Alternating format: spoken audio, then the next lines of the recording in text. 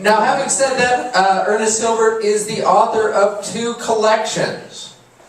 60 Sonnets, which is being praised to the stars all over the place, and then the latest, All of You on This Good Earth, recently appeared to general critical acclaim. Those critics who have read it have acclaimed it. Those who have not can go fuck themselves. So it's an immense pleasure. Ernie has always just burned down the damn place. I mean, it's a new decor to burn down. So let's see what you do with this decor. Ernest Hilbert. Yeah.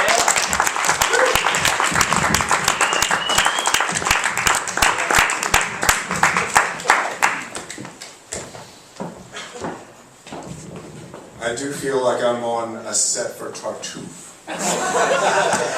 Does anyone else feel that way? My goodness. Okay, so I'm going to, my portion of the program will be a reading from All of You on the Good Earth, or Ayaki, as it appears on the shot glass and the various other products. Although David Yezzi recently argued quite persuasively in the American Philological Journal, it should be Ayage. Okay, so I'm going to begin with a poem. This is actually, I'm going to read one poem from each of the sections, just to give you a sense of what the book is like. And this is the prelude before the first chapter, called Dusk in the Ruins.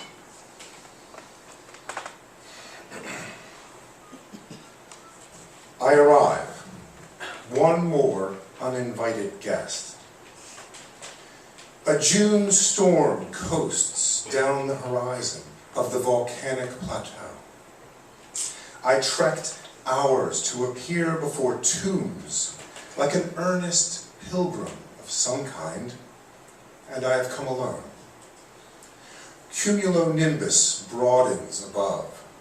Flowers nod in rising wind.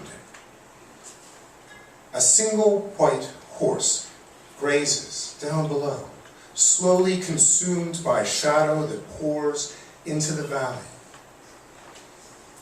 Whole histories spread and cooled in their course load this darkened air.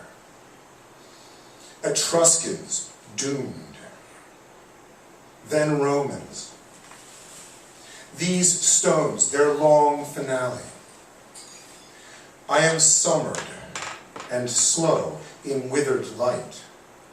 My flinted veins, my parched fields, grind and ignite.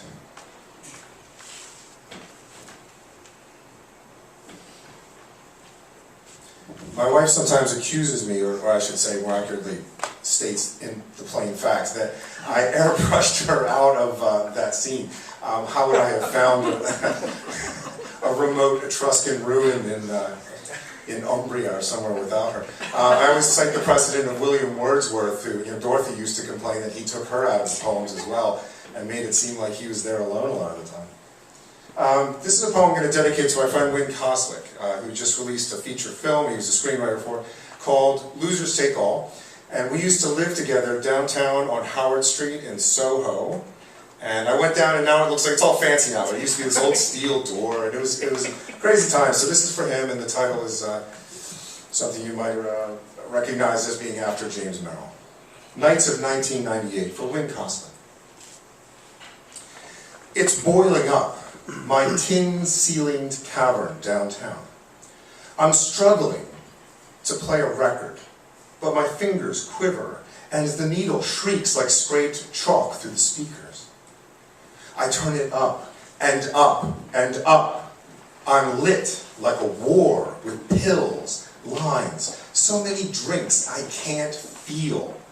I find 2 women shooting heroin in my bed.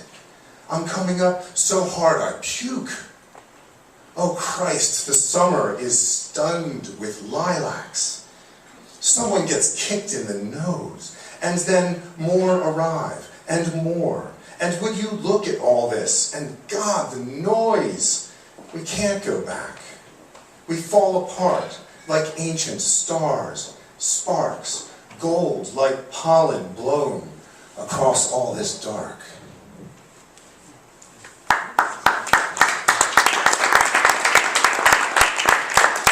I mean, it wasn't like that every single day. Could someone, would you mind bringing me my beer? I'm actually a little parched. Thanks.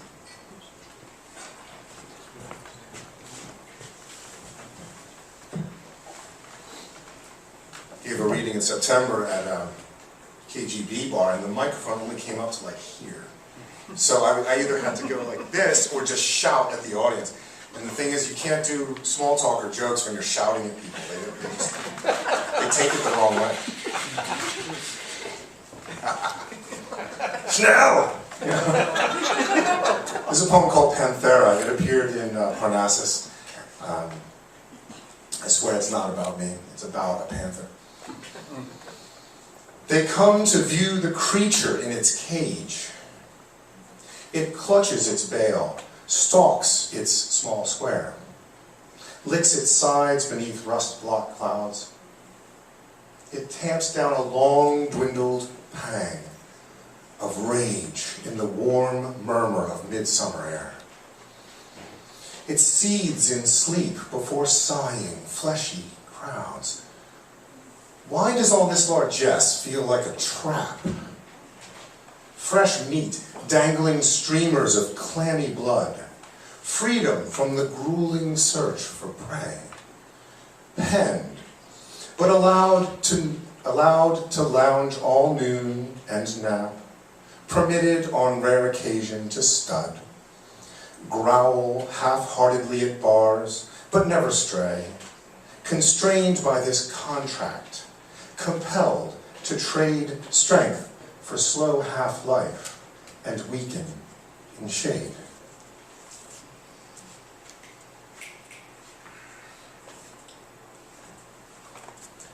Can I ask by a show of hands, how many people here purchased a book in the last month?